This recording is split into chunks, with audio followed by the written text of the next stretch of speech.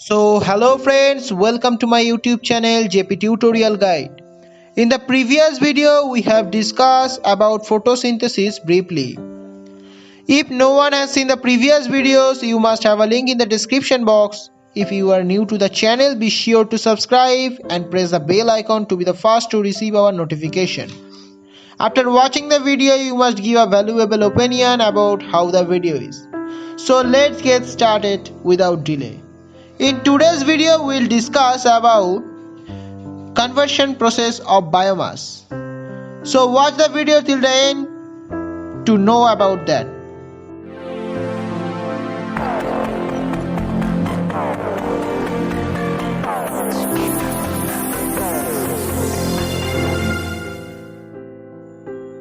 Biomass conversion system or process. The following processes are used for the biomass conversion to energy or to biofuels. Number 1, densification. Number 2, combustion and incineration. Number 3, thermo-chemical conversion. And 4, biochemical conversion. At first, we'll discuss about densification.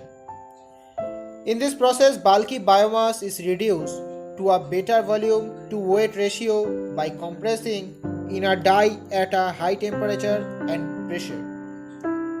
The biomass pressured into briquettes and pellets, feasier to transport and store, can be used as clean fuel in domestic chulhas, bakeries and hotels. Second, combustion and incineration. Number 1, conversion. Combustion is the process of burning in presence of oxygen to produce heat, which is utilized for cooking, space heating, industrial purpose and for electricity generation and light and by products. The combustion of biomass is more difficult than other fuels since it contains relatively higher moisture content. Biomass is free from toxic metal and its ash. This method is very inefficient with heat losses to 30 to 90% of the original energy process.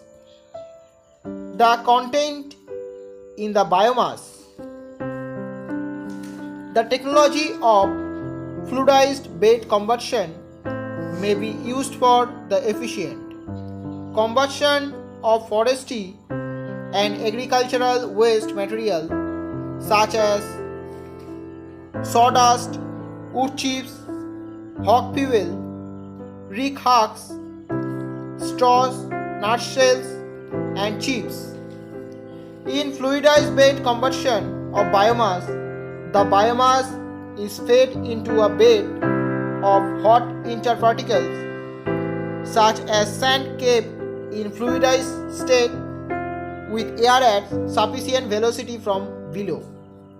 The operating temperature is normally controlled within the range 750 to 950 degrees Celsius.